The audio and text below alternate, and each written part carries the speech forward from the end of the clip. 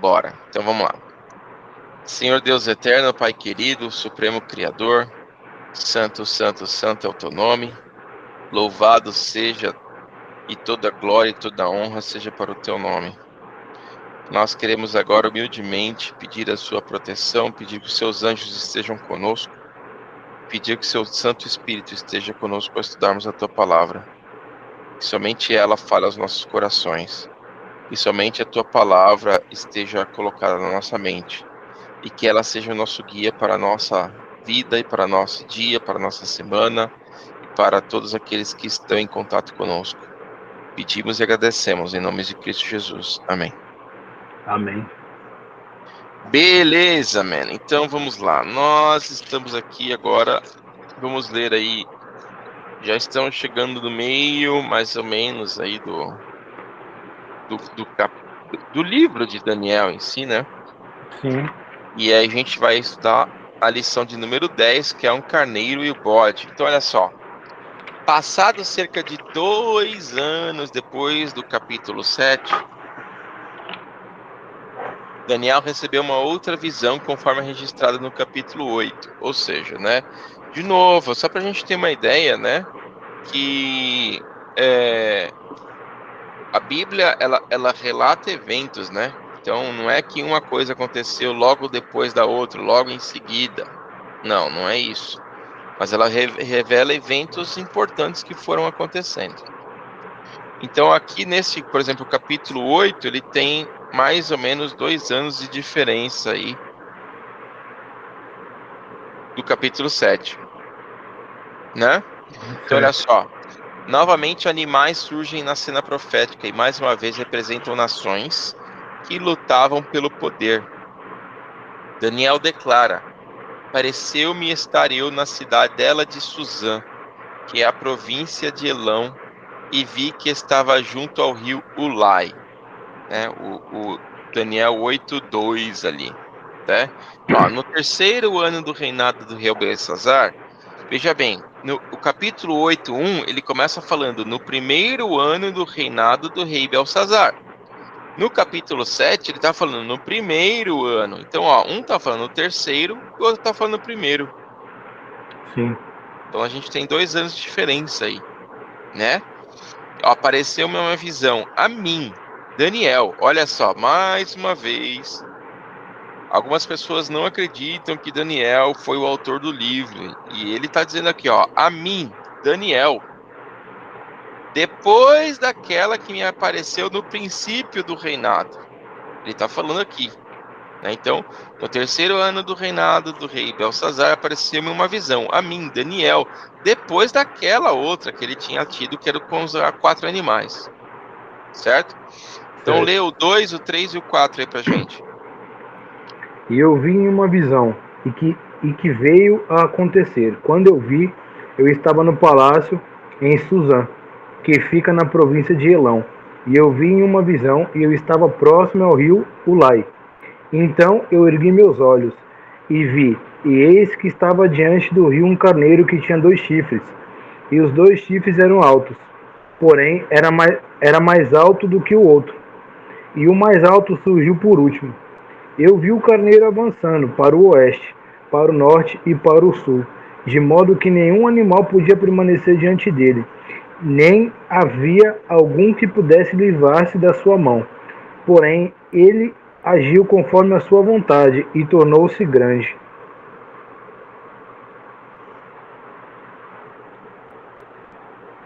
Léo? Vou só pedir uma coisa, se você puder girar o microfone do ventilador aí, agradeço. Melhorou?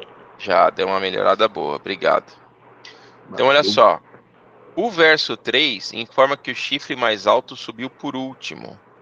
Reconhecendo que a profecia é uma verdade que se amplia, precisamos destacar o paralelo que existe entre o capítulo 7 e o 8 nessa interpretação profética. Ó, o capítulo 7 apresenta um animal semelhante ao urso que se levantou sobre um dos lados, né? Lê lá Daniel 7:5 para a gente relembrar disso aí. E eis que outro animal, um segundo, semelhante a um urso, levantou-se de um lado, e ele tinha 3 costelas na sua boca, entre os seus dentes. E assim foi-lhe dito: levanta-te, devora muita carne. Muito bem, ó.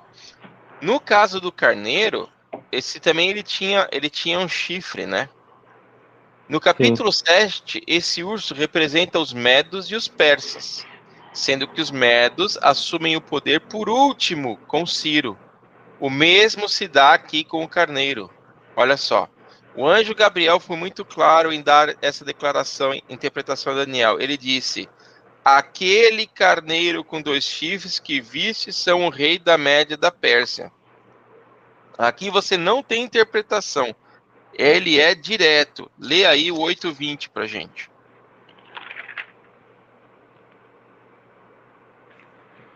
O carneiro que tu viste com 2 chifres são os reis da Média e da Pérsia. Pronto, você não tem que interpretar muita coisa. Ele falou com todas as letras. Né? Ele falou, ó, o carneiro que você viu com 2 chifres, né? É o rei da Média da Pérsia. Fim. Então, lembrando, olha só, ele tinha a estátua, que tinha 2 braços, né? A gente estava falando ali do urso, que era um lado maior do que o outro. E aqui ele está falando que o chifre com 2, o carneiro com 2 chifres também tem 2, e fala aqui, né? Ó, de um lado do rio tinha 2 chifres, os 2 chifres eram altos, só que um dos chifres era mais alto do que o outro. Né, no verso 3. Ele está falando aqui. Então por que um era mais alto que o outro? Nós já estudamos isso, porque um rei era mais forte do que o outro. Muito embora era medo-persa, né? Um era maior do que o outro, tanto que Ciro depois teve lá, né? Tomou e tudo mais, teve Dário, enfim, né? Então olha só, então importante a gente entender aqui que ele deu marradas, você viu ali, ó, que ele deu marradas para o ocidente, para o norte e para o sul. Deixa eu ver se ele vai falar sobre isso aqui.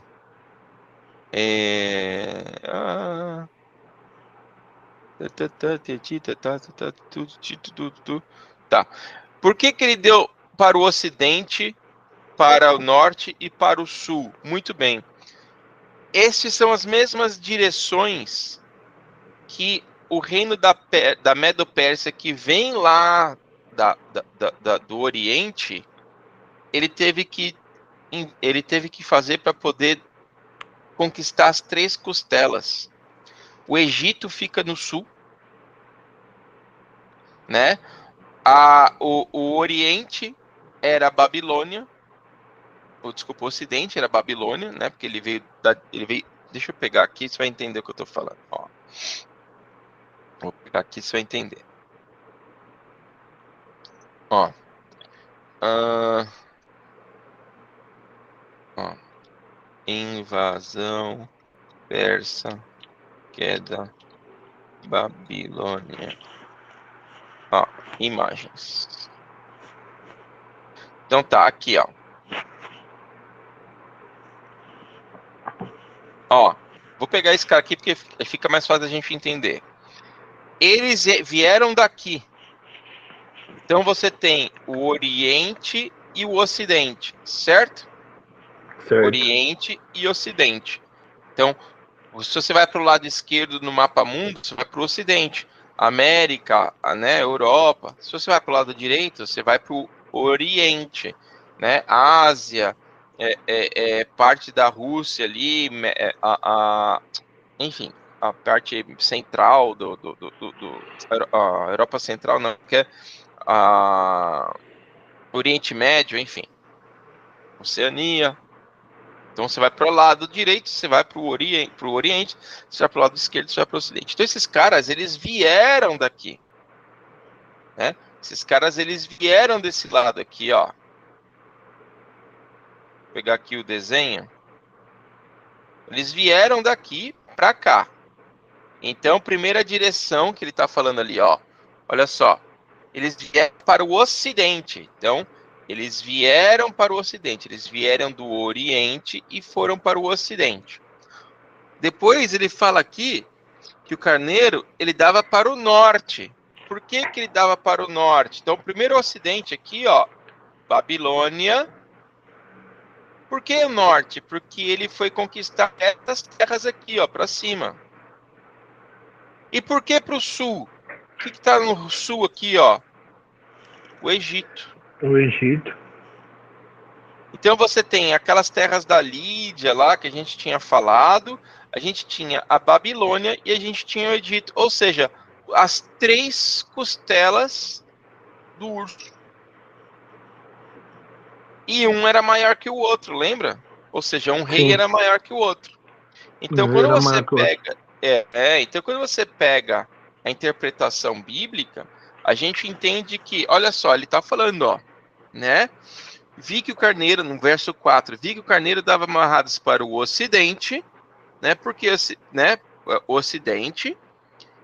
Então a gente está falando ali que ele foi pegar a parte da Babilônia para o norte, que a gente está falando na parte da Lídia, da Armênia, e para o sul, que é o Egito. Então você tem, né? Se você pega esse cara aqui e divide ele, né? Ó, vou fazer a divisão aqui de novo, ó. Você pega esse cara aqui e divide, né? Então você tem aqui, você tem aqui norte e você tem aqui sul. Se você vem daqui, para você chegar no Egito, você tem que chegar no sul, né? Você tem aqui o ocidente e eles vieram do oriente. Então você tem as 3 direções que eles tiveram que ir para poder conquistar. Por isso que esse carneiro dava amarradas, ou seja, cabeçadas para esses lados. Tá? Então, Certo. beleza. Olha só. Então ele diz aqui, ó. O primeiro animal visto, o chifre mais alto, subiu por último, reconhecendo que a profecia é uma verdadeira se amplia. E a gente já leu isso aqui. Qual foi o segundo animal visto por Daniel em Daniel 8:5? Então tá, só termina o verso 4, por favor. Então lê o verso 4 inteiro. Eu vi o carneiro avançando para o oeste, para o norte e para o sul, de modo que nenhum animal podia permanecer diante dele, nem havia algum que pudesse livrar-se da sua mão. Porém, ele agiu conforme a sua vontade e tornou-se grande. Muito bem, então olha só, ele se engrandeceu, né? Ninguém pôde resistir. Se ninguém pôde resistir ao carneiro, significa o quê? Que ele dominou. Sim. Se ninguém pode resistir a algo, é porque ele domina. Ou seja, a gente está falando do império. Léo, mas será que tá? Lembra do 8:20. Aquele carneiro que viste com 2 chifres são os reis da Média e da Pérsia. Pronto. Né? O anjo já deixou Matou ele. claro, tá? É, A gente só está trazendo um conteúdo histórico para mostrar por que norte, por que sul, por que oeste. Mas o anjo já tinha dito. É isso, meu amigo. Não tem o que dizer. Tá? acabou, morreu aí. É isso aí. Então, qual foi o segundo animal visto por Daniel? Vamos lá, lê Daniel 8:5 aí pra gente. E enquanto eu refletia, eis que um bode veio do oeste, sobre a face de toda a terra, e não tocou o chão. E o bode tinha um chifre notável entre os seus olhos. Muito bem, olha só.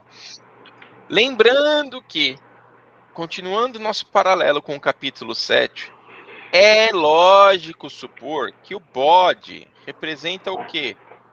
O reino da Grécia, que venceu o Medo-Pérsia. O fato do bode não tocar o chão está em paralelo com o quê? Com um animal que era o leopardo que tinha 4 asas. Por quê? Porque ele era muito rápido. Ele nem tocava o chão. Entendi. Né? Então, se a gente pegar aqui, ó. Deixa eu ver se eu acho aqui. Você é doido, é rápido mesmo, né, Léo? Porque o leopardo já corre pra caramba, né? Ainda mais de asa, imagina. Exatamente. A Por que velocidade. isso? Lembrando, por que isso? Porque Alexandre, ele dominou o mundo em 12 anos. Sim. Cara, imagina. Em 12 anos, você é o rei do mundo, cara. Foi muito rápido. Muito Enquanto rápido. Babilônia foi lá 400 anos, 500 anos para conseguir dominar, não sei o que, Medo-Pérsia lá, 200, 300. O cara em 12 anos, o cara mudou.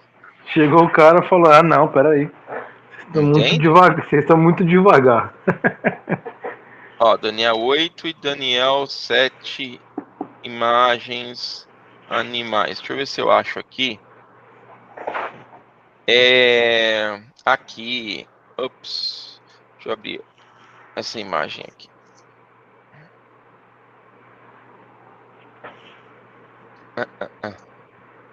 Peraí.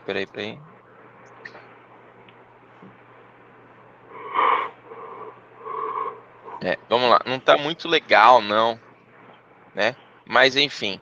A gente tem o Daniel 7, que era... Né, Daniel 2, que era a cabeça da estátua, que era o leão. Daniel 2, que era os braços da estátua, que era um urso, que era o bode, né, o carneiro. E depois nós temos aqui o próximo, que é a Grécia, que é justamente o leopardo, que é depois o que tinha o chifre notável, que tinha o bode. Dá uma olhadinha aqui, ó. Ele diz o seguinte: significa na velocidade que os gregos dominariam o mundo. Quanto ao chifre notável entre os olhos, só pode ser uma referência ao líder dos gregos, Alexandre o Grande, e suas notáveis conquistas. O anjo Gabriel mais uma vez confirma. Vamos lá ver se ele fala que é isso mesmo? 8:21, lê para mim. E o bode áspero é o rei da Grécia, e o grande chifre que está entre os seus olhos é o primeiro rei. Pronto! O primeiro rei da Grécia foi Alexandre o Grande. Quando a gente fala o primeiro rei da Grécia, a gente está falando da grande, né, dominação. Não que ele tenha sido o primeiro, né? Mas ele está falando o quê? O principal. Quem é o principal rei? Era Alexandre, né? Então, o anjo Gabriel deixou isso muito claro. Por que ele tinha um chifre notável entre os olhos? Porque Alexandre o Grande era um cara diferenciado, né? Tipo, você podia. Inclusive, ele se achava. Chegou um momento que ele se achava Deus, porque onde ele chegava, ele vencia, né? Você assistiu aquela série do Netflix que eu te falei, do Alexandre, que são 2 episódios ou 3 episódios só? Não, não vi não. Ó, Mas tá anotado aqui. não, Tá mas anotado presta aqui. atenção. Depois desse estudo, você tem que assistir. Porque vai ficar muito claro, muito claro. Qual que é? É Alexandre o nome, né? Alexandre. Não, eu anotei, tá aqui. Alexandre. Tá aqui Depois que a atrás da gente Bíblia. terminar esse estudo, assiste esse filme. Esse estudo de hoje. Depois que a gente terminar Tá, esse estudo de hoje, assiste, porque, cara, é impressionante você ver a história sendo contada exatamente como a Bíblia diz que seria, vou tá? assistir, sem falta. Olha só, então diz o seguinte, ó. Por causa das suas notáveis conquistas. O que aconteceu em seguida com os 2 animais? Vamos ler então agora o 6 e o 7. Bora. E ele veio ao carneiro que tinha 2 chifres, o qual eu tinha visto em pé perante o rio, e correu para ele na fúria do seu poder. E eu o vi chegar mais perto do carneiro, e ele estava tomado de fúria contra ele, e golpeou o carneiro, e quebrou seus 2 chifres. E o carneiro não tinha poder para manter-se de pé perante ele. Porém, ele o arremessou ao chão, e o pisoteou, e não houve ninguém que pudesse livrar o carneiro de suas mãos. Muito bem, olha só. A Medo-Pérsia, representada pelo carneiro, foi vencida pela Grécia de Alexandre, representada pelo bode. Alexandre travou 3 batalhas até vencer Dário III, o rei da Medo-Pérsia. A primeira foi a Batalha de Grânico, no ano 334. A segunda foi a de Issus, no ano 333. E a última foi no ano de 331. Foi a Batalha de Arbela, em Galgamela. Assim, o ano 331 assinala o fim do Império Medo-Pérsia e o início do domínio de Alexandre o Grande. Cara, agora tem uma parte muito legal, muito legal. Eu não lembro qual é dessas batalhas, eu não lembro, tá? Mas quando você vê aqui, você vê que no verso 3, No verso 3, diz o seguinte: levantei os olhos e vi um carneiro que estava diante do rio. Certo? Certo. Muito bem. E aí, no verso 6, diz o quê? Dirigiu-se ao carneiro que tinha os 2 chifres, ao qual eu tinha visto diante do rio, e correu contra ele no furor da sua força. Certo? Certo. Certo. Quando você vai assistir aquele episódio que eu te falei, mostra que a vitória de Alexandre se deu porque eles foram batalhar no meio do rio. Caraca. É impressionante, cara. E no Caramba. filme fala exatamente do tipo que eles estavam na estratégia e falou assim, tá, se a gente for para cá, a gente tá cercado, se a gente for para lá, a gente tá cercado. Aí o Alexandre falou assim, tá, o mais improvável então é que a gente chegue lá pelo meio do rio. Então tá, então é lá que a gente vai. Então eles lutaram no meio do rio. E a Bíblia já falava que isso ia acontecer, cara. Já falou que isso ia acontecer, é verdade. Assiste que você vai ver isso acontecendo, é muito legal, cara. É muito Vou legal. assistir. Assim que a gente finalizar, eu vou assistir. Assiste, cara. Então olha só, então a Bíblia não só dizia quem era, ou seja, que o rei da Grécia ia lutar contra o rei da Média e da Pérsia, que no caso era Dário, e que ainda iria vencê-los e que ia ser no rio. Olha só que coisa doida, cara. Muito louco, cara. Você é doido. Neste ponto do nosso estudo, seria bom compreendermos que o tema aqui tratado tem como pano de fundo o santuário terrestre que foi construído por Moisés quando o povo de Israel foi tirado do Egito. Agora vamos entender do bode e do carneiro, tá? Por que isso está falando do bode e do carneiro? Uma vez ao ano, no dia da expiação, que chama Yom Kippur, estes 2 animais participavam do ritual de perdão e purificação do povo de Deus. Vamos lá em Levítico? Bora? Levítico 16:5, vamos lá? Bora. Levítico 16, 5.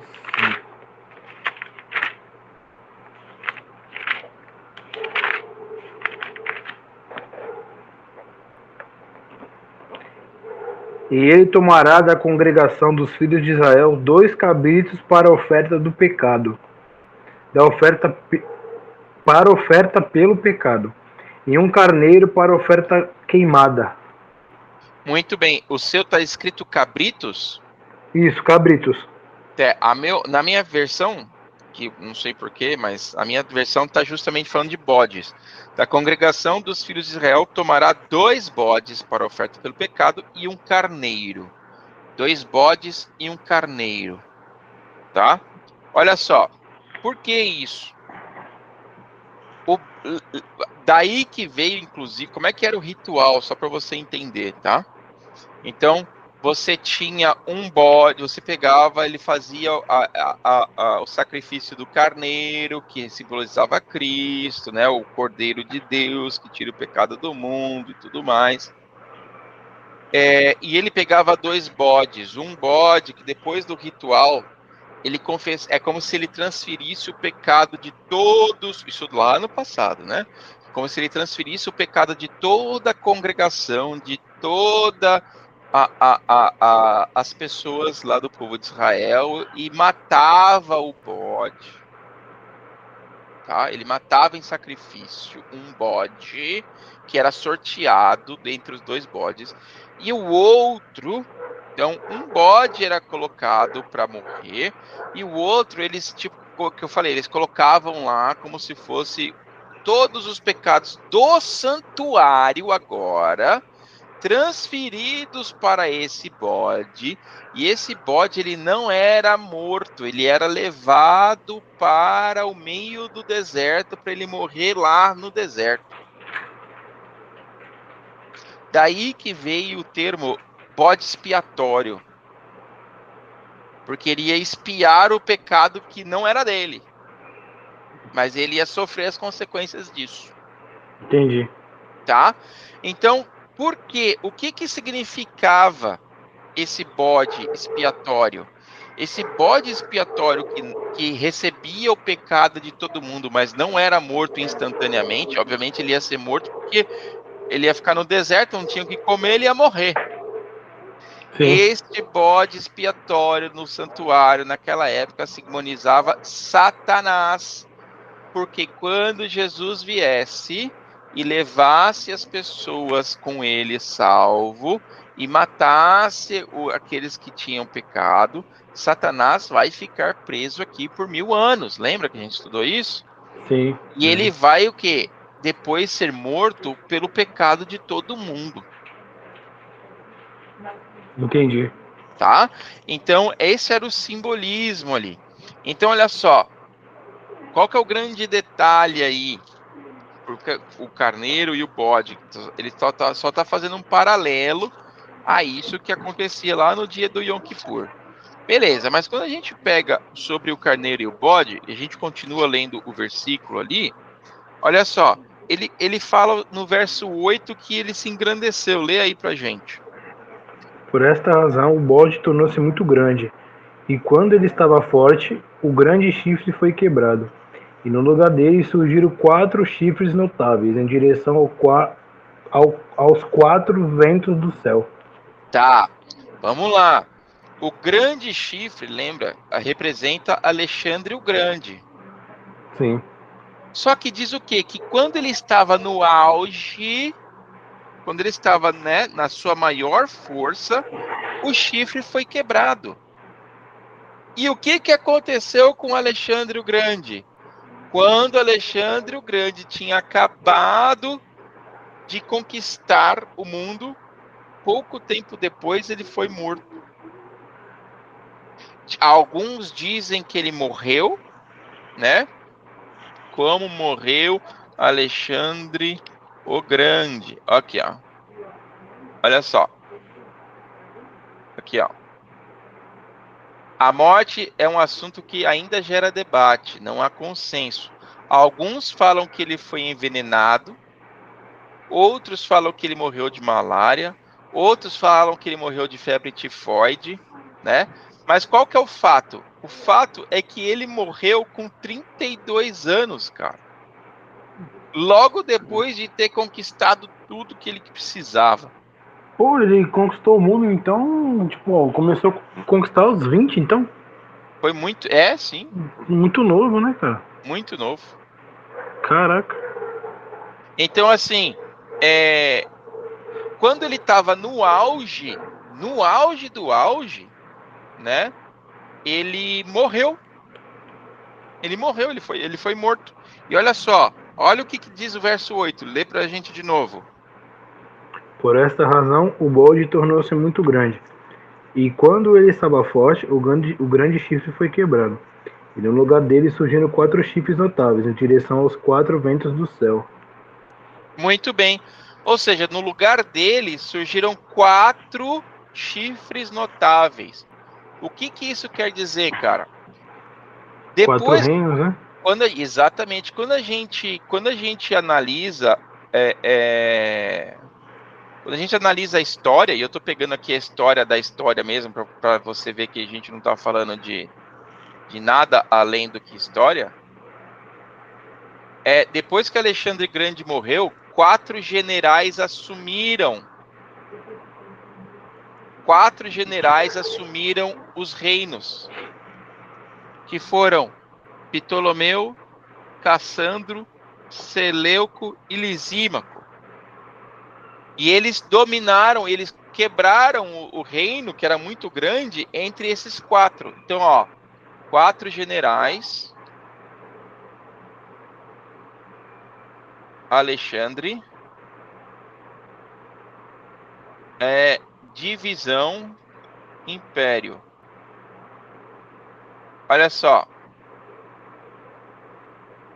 Olha aqui, ó. Opa, deixa eu voltar aqui, ó.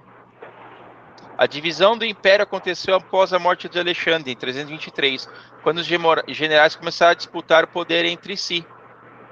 E aí, olha só, a gente tem aqui, ó, justamente os nomes, ó, Seleuco, Lisímaco, Ptolomeu e Cassandro. E aí você tem a divisão deles aqui, ó. tem a divisão deles aqui, ó. Seleuco, Ptolomeu, Lisímaco e Cassandro. Isso aqui veio depois, tá? Tá. Porque depois ele foi quebrado novamente. Mas qual que é o grande detalhe aqui, ó? Vou pegar o original aqui, ó. Lisímaco, Cassandro, Ptolomeu e Seleuco. O que diz aqui, ó? Lê para mim o verso 8 de novo. Por esta razão, o bode tornou-se muito grande, e quando ele estava forte, o grande chifre foi quebrado, e no lugar dele surgiram 4 chifres notáveis, em direção aos 4 ventos do céu. Muito bem, em direção aos 4 ventos do céu. Então você pega aqui, você pega aqui o quê? Cara, o básico, né? Norte, sul, leste, oeste. Olha só. De novo, Mais uma vez a Bíblia falando como é que foi o negócio lá, né? Então, olha só, os 4 ventos do céu, os 4 ventos tomou para as 4 direções, né? Então, ó, o chifre pequeno representa Alexandre. Foi sucedido por 4 generais, 4 chifres notáveis: Ptolomeu, Lisímaco, Seleuco e Cassandro. Aí a pergunta é, só que agora acontece alguma coisa diferente. Tem um diferentão aí. Que novo elemento surge na visão de Daniel e o que ele faria? Lê do 9 ao 12. E de um deles surgiu um pequeno chifre, o qual tornou-se excessivamente grande, em direção ao sul, e em direção ao leste, e em direção à terra agradável. E este tornou-se grande, e chegou até o exército do céu. E ele lançou alguns dos exércitos das estrelas ao chão, e os pisoteou. Sim, ele engrandeceu-se e chegou até o príncipe do exército, e retirou o sacrifício diário, e o lugar do seu santuário foi arremessado abaixo. E um exército lhe foi dado contra o sacrifício diário, por causa da transgressão. E ele arremessou a verdade ao chão. E ele praticou e prosperou. Lê o 23 e o 25 agora. E no último momento do seu reino, quando os transgressores tiverem chegado ao ápice, um rei de semblante violento e que se entende sentenças obscuras levantar-se, e a sua força será poderosa, porém não pelo seu próprio poder, e ele destruirá de forma espantosa e prosperará, e praticará e destruirá o povo poderoso e santo, e pelo seu entendimento também fará prosperar o engano na sua mão, e ele se engrandecerá em seu coração, e pela paz destruirá muitos, e ele também se levantará contra o príncipe dos príncipes, mas ele será quebrado, sem o uso de mão. Tá falando de Satanás, não? Ah, calma aí. Mais ou menos. Olha só. A expressão de Daniel 7:8 aparece também aqui no 8:9. Lê lá o 7:8.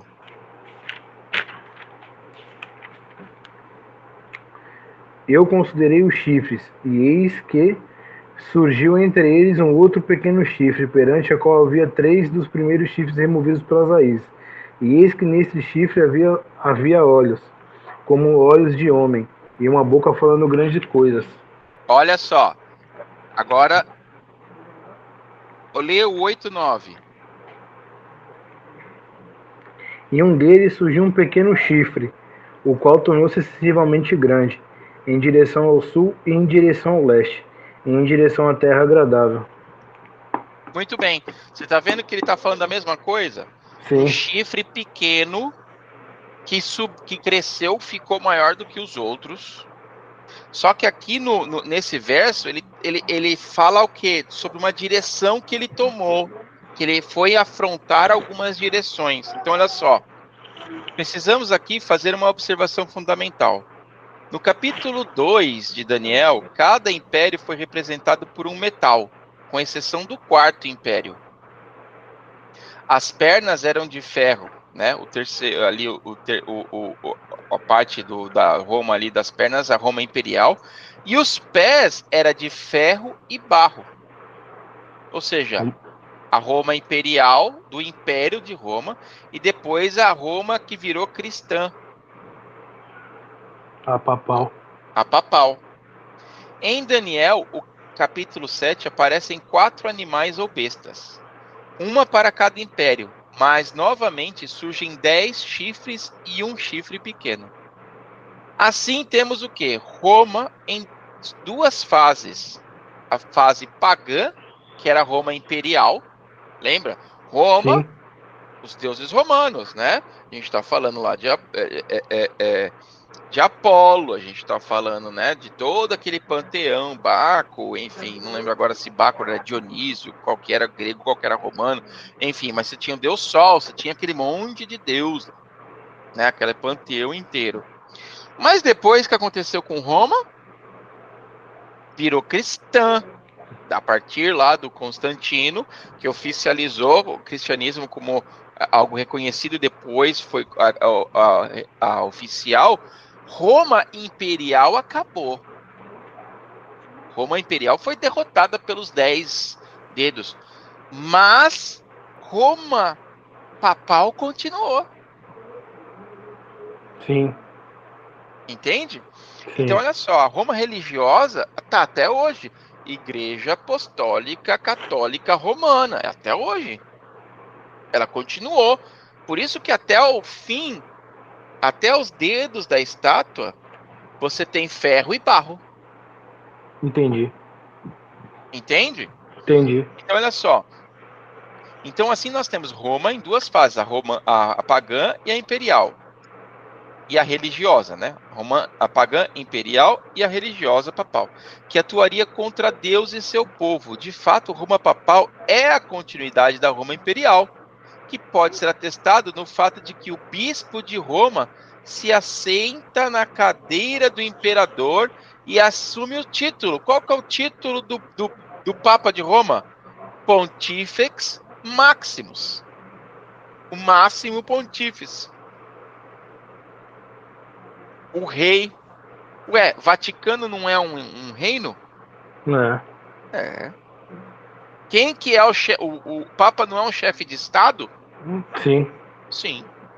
Muitos dizem por aí que até o Vaticano é um país à parte, né, Léo? Exatamente. Um país à parte, né? Entende? Então, olha só, na conservação dos deuses romanos, onde eles se tornam santos com nomes cristianizados, na manutenção da língua latina para a versão oficial das escrituras, que foi a tal da Vulgata Latina, e na celebração das missas, ou seja, a continuidade de Roma, que antes era um império, né, como império, como que venceu outros impérios, como civil, aquele poder morreu. Mas o que continuou então de Roma? A religião. Olha Entendi. só, alguns têm questionado de qual parte do domínio grego, agora dividido pelos 4 generais, teria vindo o chifre pequeno. Todavia, de uma explicação se faz necessária. A expressão de um dos chifres de Daniel 8:9 não está bem traduzida em algumas versões bíblicas. No original está escrito assim: de um deles. E não parece a palavra chifre. Isso quer dizer que o chifre pequeno se origina de um dos 4 ventos. O que isso significa? Uma das direções. Substantivo plural mais próximo de Daniel e não de um dos chifres. Então, olha só. Se a gente ler aqui, ó, de um deles. Por que de um deles? Se você ler o finalzinho do verso 8, as últimas palavras são para os 4 ventos do céu. Sim. Esse é o verso 8, certo? Final do verso Certo. 8. Certo. O verso 9 começa o quê? De um deles. E de um deles. Ou Surgiu um seja, não é pequeno. de um chifre. É de um dos 4 ventos do céu, de uma das direções. Entendi. Por que que isso é importante? Por que a gente é importante saber disso? Porque é o seguinte, cara. Entretanto, olha só. Cadê? Eu tô lendo no lugar errado aqui, ó. O texto bíblico informa 5 atividades que o poder do chifre pequeno, que é o mesmo rei de feroz catadura, estas ações podem ser distinguidas em 2 direções: crescimento horizontal, conquistas políticas, e conquistas religiosas. Olha só, por que é uma das direções dos ventos? Porque quando Roma, a Roma papal, ela foi crescendo em direção ao sul. Tanto é que os egípcios abraçaram demais a cultura cristã, porque na época deles, quem é que ia pro, entre aspas, né, para o céu dos egípcios? Os ricos, porque ele tinha dinheiro de ser mumificado, ele tinha como pagar lá para poder ter todo o processo, toda a cerimônia. Os pobres não. Quando você tem o cristianismo chegando nessa parte sul, eles abraçam muito o cristianismo. Falam assim, então é legal, então quer dizer que eu só aceitar esse Jesus e eu posso ser salvo também, é só me tornar cristão, então tá bom. Então ele cresceu para o sul, lá para a região do Egito, lá para a África. Então olha só, Roma, pequena república fundada em 753, começou a sua expansão em 384, crescendo para o sul. Conquistou a toda a Península Itálica, as ilhas do Mar Mediterrâneo, no ano 202, conquistou Cartago, na África, ao extremo sul do mundo conhecido. No ano de 168, Roma foi considerada império ao conquistar a península grega da Macedônia, da Ásia Menor e da Síria, que representado agora o seu crescimento para o quê? Para o Oriente. Então, deixa eu pegar aqui de novo aquele mapinha. Vou pegar aquele mapa aqui. Lembra? Ela cresceu, ela nasceu aqui na Itália, né? Cresceu para o sul e depois foi para o Oriente. Olha assim, aqui, Itália, Sul, Oriente. Tá? Que é o que diz aqui, ó. Vamos lá. Lê para mim o verso 9 de novo. E de um deles surgiu um pequeno chifre, o qual tornou-se excessivamente grande, em direção ao sul e em direção ao leste, e em direção à terra agradável. Muito bem. Qual que é a terra agradável? Na minha versão diz terra gloriosa ou terra formosa. Tá? Quem é essa terra agradável? É a Palestina. Por que a Palestina? Porque é onde tem Jerusalém. A terra gloriosa, certo? A terra de que teve, que Jesus nasceu, que foi profetizado, a terra, a terra dos judeus, a terra gloriosa, a terra agradável. Por quê? Porque os romanos também tomaram aquela região lá. Então, olha só. De novo, faltava agora o quê? O crescimento em direção ao norte ou terra gloriosa. Esta profecia se cumpriu quando Roma Imperial conquistou a Gália, a Britânia e estendeu seus limites para todo o continente. Outro ponto. Crescimento vertical. Roma Papal. Cresceu até atingir os exércitos dos céus e lançou algumas estrelas por terra. Como é que pode isso, cara? Como é que isso acontece? Muitas vezes, os santos de Deus são ditos como estrelas. Os santos de Deus. Várias vezes você vai ver isso. Tá? Quer ver, ó? Deixa eu ver se o 8:24 fala disso aqui. Lê o 8:24, por favor. E a sua força será poderosa, porém não pelo seu próprio poder. E ele destruirá de forma espantosa e prosperará, e praticará e destruirá o povo poderoso e santo. Lê o 7:25. E pelo seu entendimento também fará prosperar o engano na sua mão, e ele se engrandecerá em seu coração. E Esse é o pela paz. 7? Não, não é o 8. Você pediu para ler o 8. É o 8 ou é o 7? Não, agora é o 7:25. Ah, tá. Peraí. Então, calma aí. 7:25. E ele falará grandes palavras contra o Altíssimo. E ele irá consumir os santos do Altíssimo. E intentará mudar tempos e leis. E eles serão dados em sua mão até um tempo, e tempos, e a divisão de tempo. Você tá vendo que ele tá falando que esse chifre, ele vai...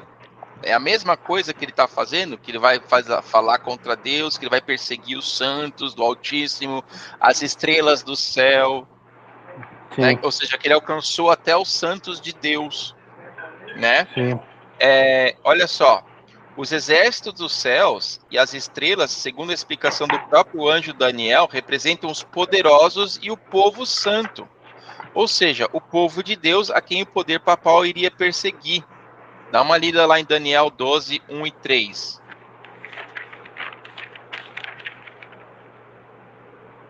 12, 1 e 3. Cadê? E naquele tempo, Miguel levantasse ao grande príncipe que representa os filhos do teu povo. E haverá um tempo de tribulação, tal qual nunca houve desde que existiu nação até aquele tempo. E naquele tempo, o teu povo será libertado, e todos os que forem encontrados escritos no livro. Qual que é o outro? Não, desculpa.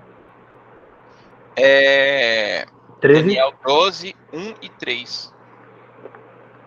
E aqueles que forem sábios brilharão, como o esplendor do firmamento. E aqueles que se converterem, muitos para a justiça, como as estrelas para sempre e sempre. Muito bem, tá vendo? Aqueles que são sábios, aqueles que, né, ganharem, brilharão como estrelas, Sim. né? Então, olha só, de acordo... Opa, tô no lugar errado aqui. De acordo com o livro de Apocalipse, foi o dragão, Satanás, que enganou a terça parte das estrelas do céu. Ué, não eram os santos anjos que estavam no céu? Ele não tirou as estrelas do céu, a terça parte das estrelas, a sua cauda levou a terça parte das estrelas? Ué, como assim estrela? Ué, os anjos, eram os santos anjos de Deus, a santa criação de Deus levou, os anjos celestes, tá? Sim. Entretanto, o representante terrestre do dragão, que é o chifre pequeno, é o mesmo poder de Apocalipse 13, de 1 a 10. Porque ele recebe de quem? Do dragão o poder. Vamos lá? Apocalipse 13. Eu falei que a gente ia ter que misturar, às vezes, Apocalipse com Daniel, porque os dois são iguais. Praticamente eles falam a mesma coisa. Comecei a ler Apocalipse. 13, Então vamos lá. de 13, 1 a 10. de 1 a 10. E eu que fiquei sobre a areia do mar, e vi uma besta surgir do mar, tendo 7 cabeças e 10 chifres, e sobre os seus chifres 10 coroas, e sobre as suas cabeças o nome de blasfêmia. E a besta que eu vi era semelhante a um leopardo, e seus pés eram como os pés de um urso, e sua boca como a boca de um leão. E o dragão lhe deu seu poder, e seu trono e grande autoridade. Dá uma pausa aí. Você viu que ele juntou todos? Juntou todos, percebi. Por que ele juntou todos? Porque para mostrar que o dragão, ele estava, entre aspas, atrás de todos os governos, ele também estava dando poder ali. Embora fosse Deus que sabia o que ia acontecer, as brigas, as guerras, os domínios, as conquistas, as matanças, era o dragão. Era o dragão que estava tudo feliz fazendo aquilo ali acontecer. Só que Deus sabia que isso ia acontecer. Entendi. Então, olha só. O dragão deu-lhe o seu poder, o seu trono e a sua autoridade. Que é o que diz aí. Né? Certo. Vamos Sim. lá. Continua a partir do verso 3 aí.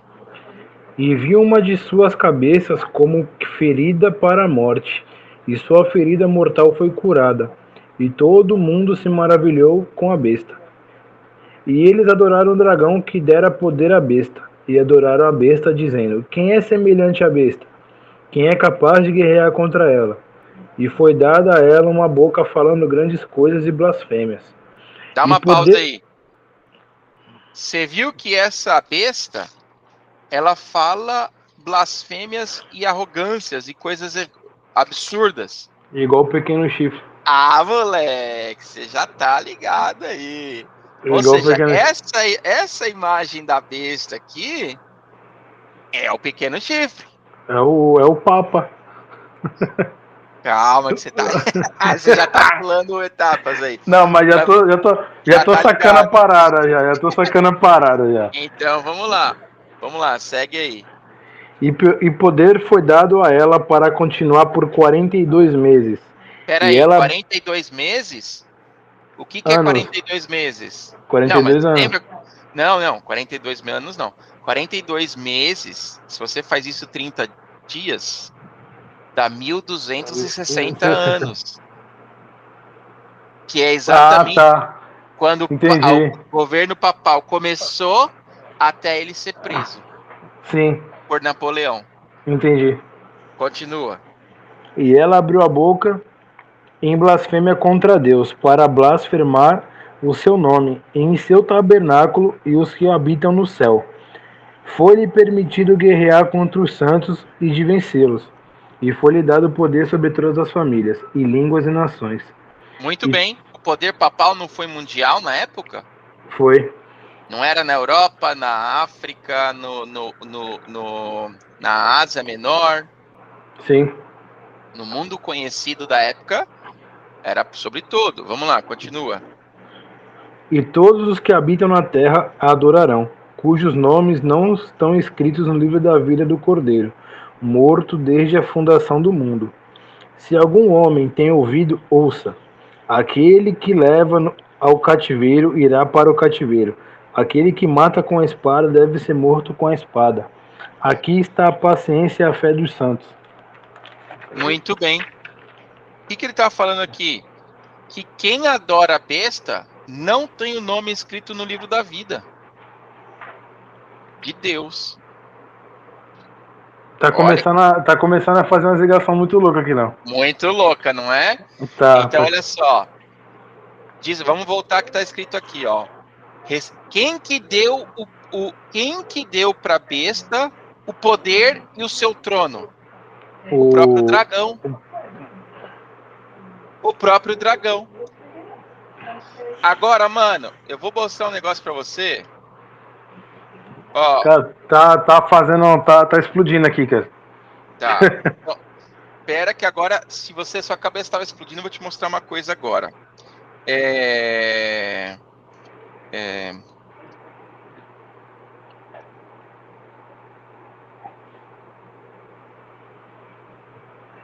A sala de audiência do Paulo VI. Ah, é uma serpente, cara. Você tá ligado já, né? É uma serpente, cara. Eu vi isso aí, mano. Aqui, ó. Você é louco, é uma serpente todinha, cara. O dragão. É o dragão. A serpente. Puta, A antiga serpente. Aqui. É? Cara, olha, total, cara. Não tem como nem falar que não é. Ó, olha aqui, ó. O outro lado. Vindo do outro lado aqui, ó. Aqui, ó.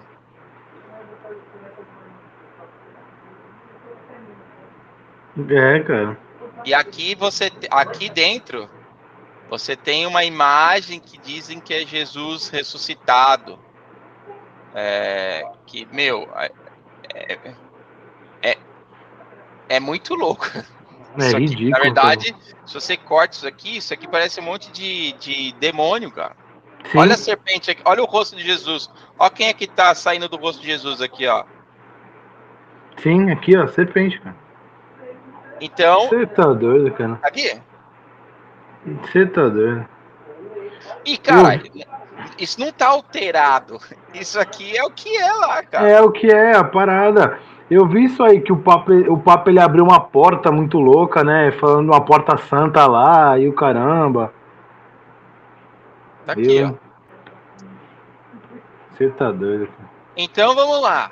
Então, olha, você viu a foto, eu não disse nada. Então vamos lá. Quem que deu autoridade para a imagem da besta? O dragão. O dragão. Olha só. Então, olha só.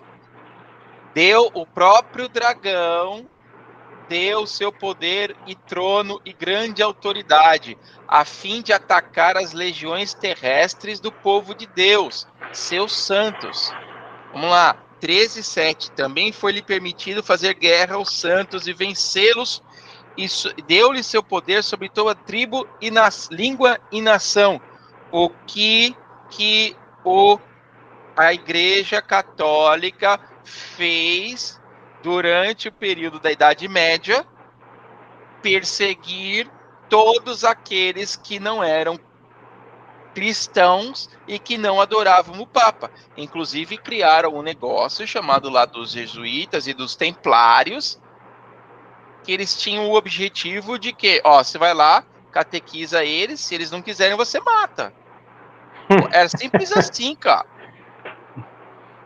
Tinha nem conversa, cara. Você tá doido. Entende? Então, olha só. Esta guerra entre o bem e o mal começou, obviamente, onde? No céu, né? Mas se estendeu à Terra e pode ser chamada de um grande conflito ou conflito cósmico, porque cada ser humano está envolvido. A outra parte do versículo diz que engrandeceu-se até o príncipe do exército e tirou dele o lugar do santuário e do sacrifício diário. Como assim? Vamos entender essa parte que diz lá. Vamos lá voltar para Daniel. Vamos ler isso aí, se está aí mesmo escrito. Bora. Vamos lá. Daniel 8:11. Sim, ele engrandeceu-se e chegou até o príncipe do exército, e retirou o sacrifício diário, e o lugar do seu santuário foi arremessado abaixo. Tá. Quem é o príncipe do exército? Pega para mim Josué 5, 13 e 15.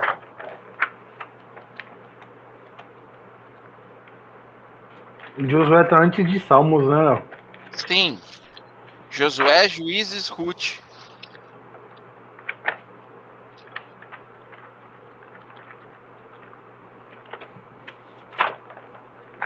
Josué, cadê? Josué o quê? Achei aqui. Josué 5, 13 a 15.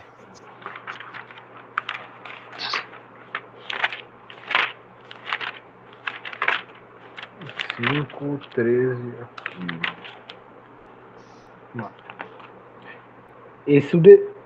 E sucedeu que, quando Josué estava próximo de Jericó, levantou ele os olhos e olhou, e eis que havia lá um homem que se lhe opunha, com a sua espada desembainhada, e em sua mão. E Josué foi até ele e lhe disse: És tu por nós ou pelos nossos adversários? E ele disse: Não, mas venho agora como capitão do exército do Senhor. E Josué caiu com a sua face em terra, e o adorou e lhe disse: O que diz meu senhor ao seu servo? E o capitão do exército do Senhor disse a Josué: Desata o teu calçado do teu pé, pois o lugar sobre o qual tu estás é santo. E Josué assim o fez.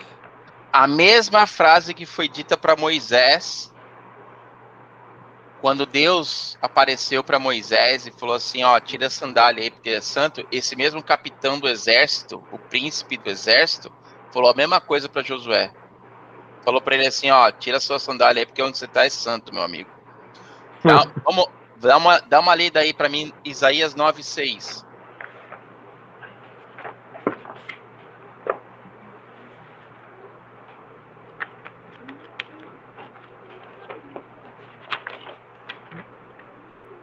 Nove seis, Léo?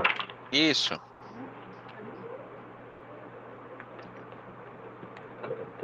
Porque para nós Um menino é nascido.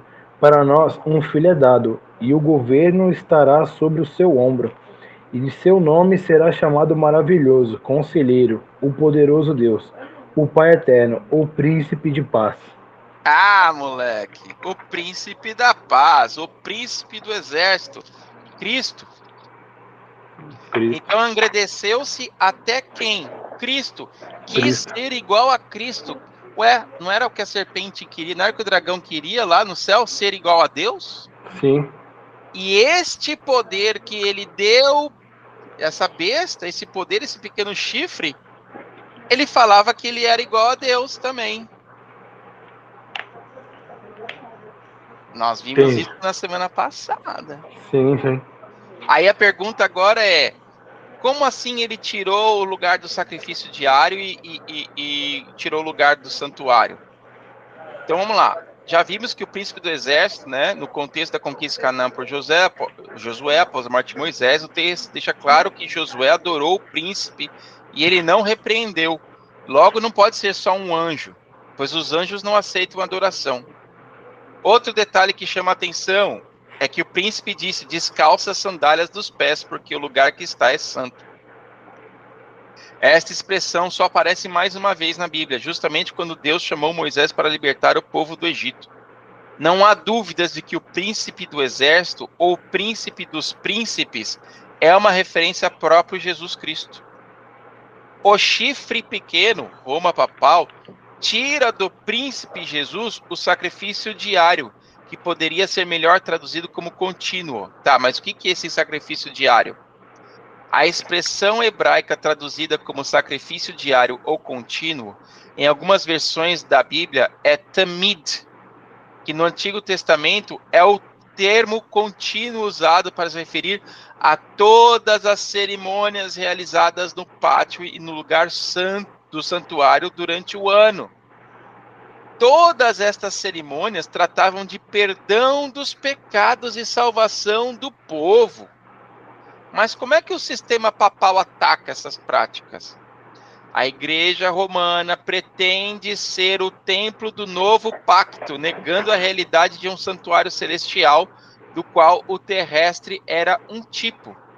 Os seus líderes espirituais são chamados de sacerdotes, e eles escutam as confissões e realizam o sacrifício da missa, diminuindo o sacrifício único e perfeito de Cristo. Cara, você vai no rito católico, você não precisa pedir perdão para Deus. Você não precisa pedir perdão para Jesus. Você pede perdão para o padre. Você confessa com o padre. Caraca, é verdade, mano. Você vai para o padre fala: ok, meu filho, faz isso, isso e isso, e o teu pecado está perdoado. Mas espera aí, cara. O único que pode perdoar pecados é Deus. Não para a Igreja Católica. A Igreja Católica diz que os seus sacerdotes, os seus padres, eles têm poder de Deus perdoar pecados. Ô, Léo, rapidinho, vou fugir um pouco do assunto, mas também falar de igreja católica. Eu tava até conversando com a Karine e com a minha mãe esses dias, que, por exemplo, quando assistimos, assistimos um filme de terror, por exemplo. Aí, vamos lá, Invocação do Mal, que tem demônio pra caramba. Sim. Cara, eu tava vendo que, cara, todos esses filmes que tem demônios, que falam de possessão, que falam. Cara, tem sempre uma igreja católica no filme, cara. É só a igreja católica. Eu não quero polemizar. Acho que a ideia não é essa. Porque existem sim padres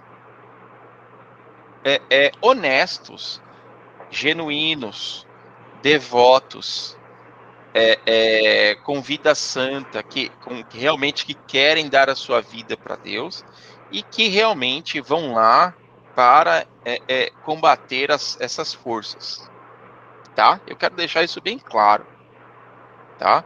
Porque infelizmente, principalmente brasileiro, tem a mania de criar time A e time B. Entendeu? Então, se você não torce pro A, você time pro B. Se você não vota no A, você vota no B. Entende? E eu não quero ir por esse caminho. Sim. Tá? Então, existem sim bispos, padres, que são pessoas do bem, são pessoas realmente inspiradas e que estão dentro da Igreja Católica. Cara, fim. Por um outro lado, existe o quê? No baixo clero, tá? Mas quando você começa a subir alguns cleros, inclusive os níveis de jesuítas com os níveis de maçonaria, você vê que eles começam a se juntar ali e que muitas coisas, quando você vai subindo dentro da Igreja Católica, algumas coisas vão ficando mais claras, envolvimento inclusive com espiritismo, com vida após a morte, algumas coisas elas começam a se mesclar ali. E eu não estou falando da população, eu não estou falando das igrejas, eu estou falando Sim, já da sim. instituição lá em cima. Sim, um degrau a mais. Tô entendendo. Não, vários degraus a Válido, mais, é. tá? Quando você entra, por exemplo, na maçonaria, né, que tem algumas pessoas que são maçons, e ele tá ali no comecinho, nível 1, nível 2, nível 3, nível 4, cara, é de boa, aprende lá sobre Jesus, amor às pessoas, ele aprende sobre as outras religiões, ele aprende sobre o bem, é tudo legal. À medida que você vai subindo, você vai galgando, chega uma hora que tu não volta mais, parça. E o Ednei sabe muito bem disso, porque ele era. Ele era. E ele falou, cara, não tem volta. Não tem volta, não dá para voltar. Inclusive, nesses tipos de sociedade, se você diz que você saiu, as pessoas te matam. Mesmo. Morre. Vão lá e te matam. Eu tenho vários testemunhos disso aí, posso te mandar vários vídeos de pessoas que, tipo, vou dar um exemplo bem simples e bem comum que aconteceu aí ultimamente, que saiu na mídia do Brasil aí, o cara tal do Daniel Mastral lá. Isso aí isso aí eu vi. Entende? Enfim. O que eu quero trazer aqui para você? Por que sempre tem a Igreja Católica envolvida? Bom, porque quando você fala hoje a Igreja, ninguém pensa em presbiteriano, ninguém pensa em metodista, ninguém pensa em adventista, ninguém pensa em assembleia. Pensa o quê? Quando a própria mídia fala a Igreja é católica. Essa é a Igreja. Sim. Tá? Então, Sim. eles trazem isso, né? Mas tem envolvimento? Eu tenho meu ponto de interrogação, tá? Entendi, Eu tenho meu ponto entendi. de... Por quê? Vamos para um lado da... E aí, de novo, eu não quero falar das pessoas que são católicas, eu não quero falar dos padres, eu não quero isso. Vamos Sim. pensar agora com a mente de Satanás, tá? Se você está dando o poder, que é o que a gente leu aqui, que a própria Bíblia está falando, se o próprio dragão deu poder e autoridade, não seria muito interessante você fazer parecer que esse poder está do outro lado e dar para ele milagre, fazer com que ele fizesse milagres de expulsar coisas que você mesmo está provocando? Faz sentido. Caramba! Faz Vamos sentido. pegar essa estratégia de marketing, é uma estratégia vitoriosa em qualquer empresa. Se você tem um produto A, que atende um público A, e você não quer ter um concorrente, o que você faz? Você cria o concorrente. Entendi. Você cria o público, você cria o produto B para as pessoas que não querem o A, só que você é dono dos dois. Entendi. Então o que você faz? Você pode, no caso que você está falando, tá? Você pode fazer com que as pessoas que acreditam no A, você vai com que ele faça um milagre e as pessoas vão continuar cada vez mais acreditando no A. As pessoas que não querem o A, eles vão para o B, só que o B também sou eu que dou. Eu vou para o espiritismo, eu vou para a poligamia, eu vou para o agnosticismo, eu vou para o misticismo, eu vou para o panteísmo, mas sou eu que dou. Entendi. Entendi. Entendeu? Entendi. Então, assim, eu não quero, de novo, eu não quero trazer isso para o nível de intriga, eu quero trazer isso para o nível de conhecimento. Porque a Sim. palavra de Deus é uma. A palavra de Deus não interessa se você é presbítero, adventista, católico. A palavra de Deus é uma, cara. E ela fala o que tem escrito lá. Só que algumas pessoas não leem. O meu povo carece por falta de conhecimento da palavra. Certo? Então, Certo. assim, eu vou lá, vejo o que o Papa fala, eu vou lá, vejo o que o bispo fala, eu vou lá, vejo o que o pastor fala, tô nem aí, não sei o que a Bíblia realmente diz. Então, eu tô suscetível a acreditar qualquer coisa. E se uma coisa sobrenatural pula na minha frente, eu não vou ter dúvida. Entendi. Entende? Então, Entendi. olha só. Então, voltando aqui ao assunto, né? Os seus líderes espirituais são chamados de sacerdotes que escutam confissões e realizam o sacrifício da missa. Se você procurar na própria internet, vai dizer que a missa é um sacrifício diário ou semanal. O sacrifício que substitui o quê? Você não precisa de Cristo. Vai na missa. Você já ouviu isso? É só ir na missa. Vai na missa. Tá tudo certo. Anula tudo que você fez. Fala com o Ensina. padre, pede o É, perdão, tá bom? a Bíblia, eles ensinam que Cristo não é o único mediador, o sumo sacerdote entre Deus e os homens, mas tem a Virgem Maria, tem os santos. Ah, eu vou pedir para o Santo Agostinho fazer uma coisa, para o Santo Antônio me dar alguém, para o Santo não sei quem. E ela vai criando santos que podem interceder entre você e Deus. Eu era devoto, Resumindo, eu era devoto de São Jorge, Léo. então, Joguei tudo fora. eu não falei para você fazer isso. Não, joguei tudo fora, Léo. Mas o que eu tô falando aqui, ó, resumindo, que fique registrado que eu não pedi nada disso. Eu joguei Ó, tudo fora.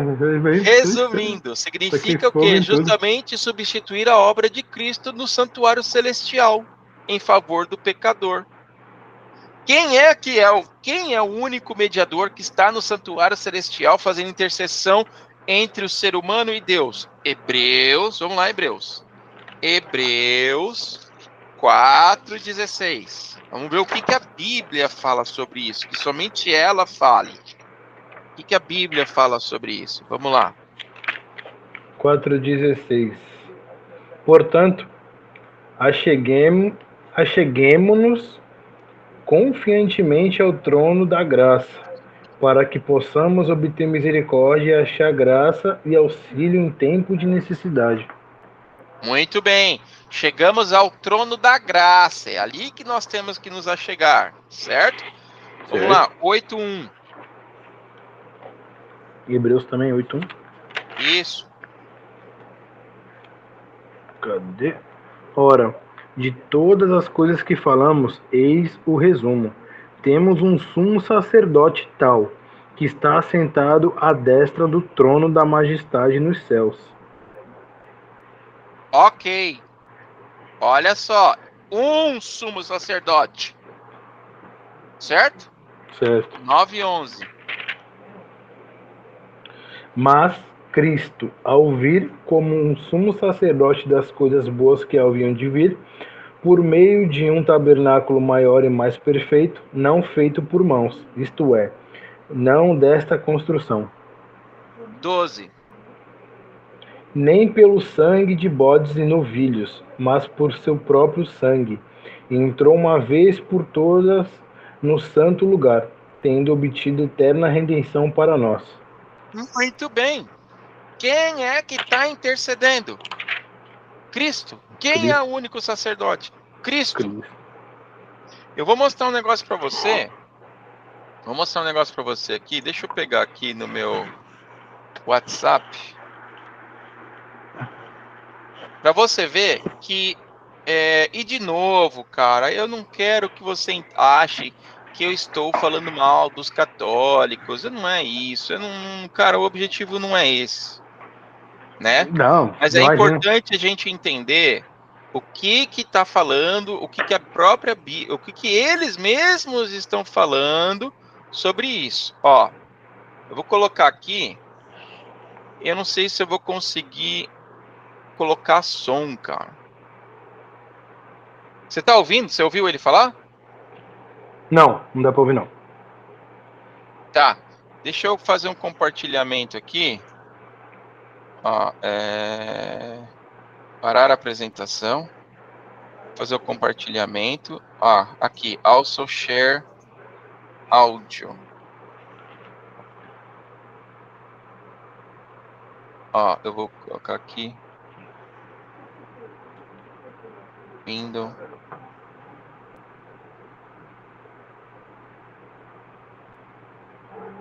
Share a tab to share audio.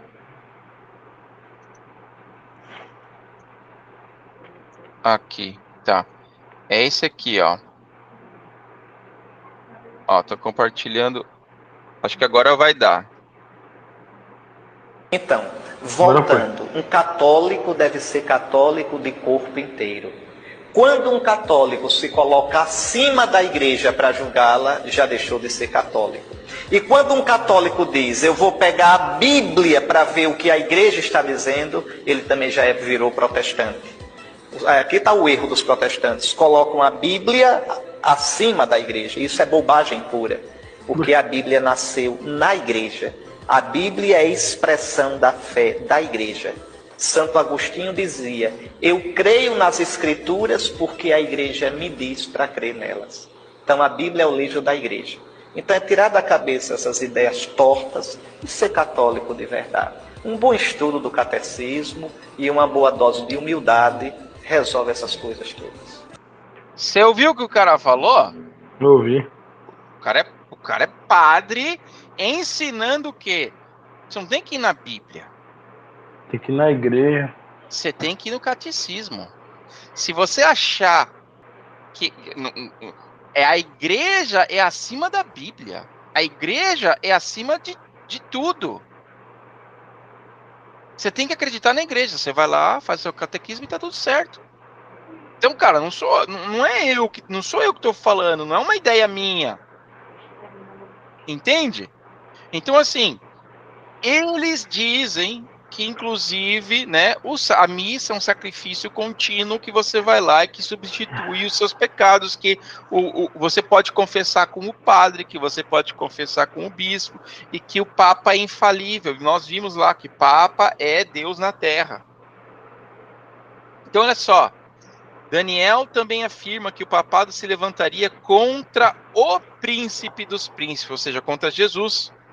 Este se levantar indica que ele tentaria ocupar o lugar de Cristo, o que Paulo também advertiu quando disse, o qual se opõe e se levanta contra tudo que se chama Deus, ou é objeto de culto, a ponto de assentar-se no santuário de Deus, ostentando-se como se fosse o próprio Deus. E o que nós lemos?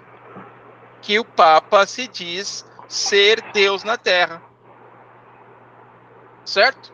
Certo. Então, olha aqui, de novo, o Papa é Deus na Terra. Nós já vimos isso. Vou pegar aqui.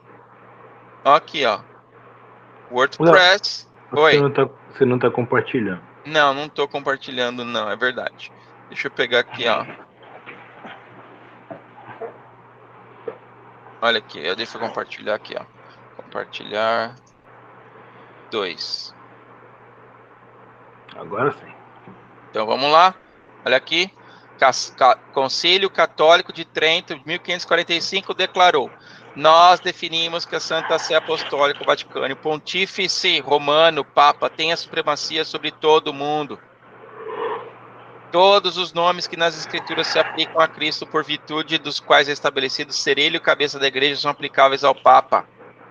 O Papa não é apenas o representante de Jesus Cristo, mas ele é Jesus Cristo. Meu Deus do céu. Aqui, ó. Segundo a Time, a tentativa de assassinato de João Paulo II levou um homem judeu a dizer: atirar no Papa é como atirar em Deus.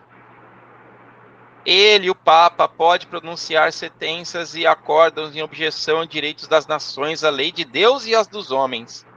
Ele pode libertar a si mesmo dos mandamentos dos apóstolos, sendo ele seu superior e das normas do Antigo Testamento. O Papa tem o poder de mudar os tempos, revogar as leis e dispensar todas as coisas, até mesmo os preceitos de Cristo. Opa!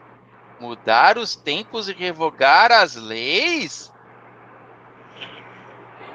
Não era isso que o chifre pequeno ia fazer? Com certeza. Então, meu querido, as doutrinas romanas da infalibilidade do Papa e da confissão auricular, ou seja, do perdão dos pecados por meio dos padres, é exatamente o cumprimento da profecia de que aquele chifre tentaria mudar os tempos e as leis e destruir todo o santuário de Deus, todo o processo de santuário, de sacrifício contínuo, né, de você ter que confessar o seu pecado para Jesus. O que era o sacrifício contínuo? Lembra quando a gente estudou o tabernáculo? Você ia lá, eu errei, eu pequei, eu vou lá, levo o meu cordeirinho, confesso o meu pecado, esse pecado faz com que o cordeiro seja morto, que representava quem? O Cordeiro de Deus que tira o pecado do mundo, queria vir um dia. Ou seja, Jesus ia, um dia, ele ia tirar o meu pecado. Depois que Jesus morreu, eu não preciso mais matar um cordeiro, mas o sacrifício diário e contínuo ainda existe. Por quê? Porque quando eu peco, eu vou até Jesus e falo: Jesus, tu és o Cordeiro de Deus que tira o pecado do mundo, me perdoa. Ele é o único sumo sacerdote, ele é o único intercessor, não é o padre, não é o Papa, não é Ave Maria, não é Santo Agostinho, não é São Cristóvão. Entende? Sim. E diz ainda que ele deitou a verdade por terra, esperou. Bom, a gente estudou na lição passada que a profecia falava de um ataque contra a lei de Deus. E a gente falou sobre a alteração dos 10 mandamentos dentro do catequismo mesmo, que a gente leu lá, né? Que ele dividiu os mandamentos e tudo mais, mudou do sábado para o domingo, mudou o tempo, mudou a lei. Além dessas mudanças, vários outros ensinos baseados apenas na tradição da igreja têm suplantado a verdade da palavra de Deus e mantido as pessoas no cativeiro da ignorância com respeito à vontade de Deus. Como, por exemplo, oração pelos mortos, penitência, indulgência, batismo infantil. Cara, oração pelos mortos, pra você ter uma ideia, o único motivo, não vou dizer que é o único, tá? Mas um dos motivos principais pelo qual a Igreja Católica incluiu os livros apócrifos foi porque falava sobre oração pelos mortos, intercessão pelos mortos, o livro de Macabeus, por exemplo. Porque todo o resto da Bíblia fala que você não tem que fazer isso. Mas no livro de Macabeus, fala inclusive de você pagar para que os mortos tenham acesso à vida eterna. A Igreja Católica falou assim: eu gosto dessa ideia, coloca esse livro na nossa Bíblia. Tem até uma Bíblia católica, né, Léo? Sim, que tem os livros que falam, que dão sustentação a isso. Só que a gente sabe que são livros apócrifos. Tava vendo outro dia, tava rolando no Instagram, aí apareceu uma mensagem, né, tipo, uma mensagem bíblica, eu vi justamente esse nome, Macabeus. Eu falei, pô, peraí, eu nunca vi esse livro na Bíblia. Aí eu folhei, cara, folhei, não achei. Fui pelo sumário, também não achei. Eu falei, cara, tem uma coisa de errado. Eu coloquei o nome no Google, apareceu Bíblia Católica. Uhum. Eles adicionaram os livros que posteriormente, os livros vieram depois, tá?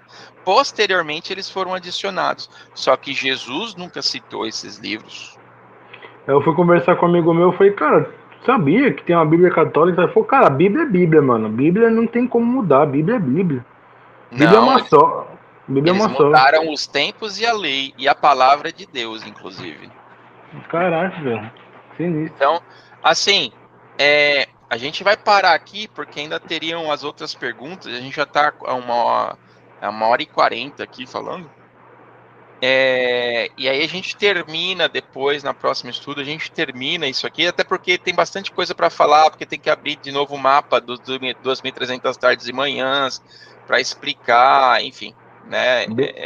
E aí a gente tem que terminar o capítulo, uma parte do capítulo 8 aqui, porque acho que ele segue, inclusive, depois, ele vai continuar falando do capítulo 8. Deixa eu ver aqui, ó. É isso mesmo, ele vai continuar falando do capítulo 8. Então a gente vai dar uma mesclada, porque a gente tem que juntar com as 2.300 tardes de manhã que a gente já estudou em Daniel. Beleza? Beleza, Lazar.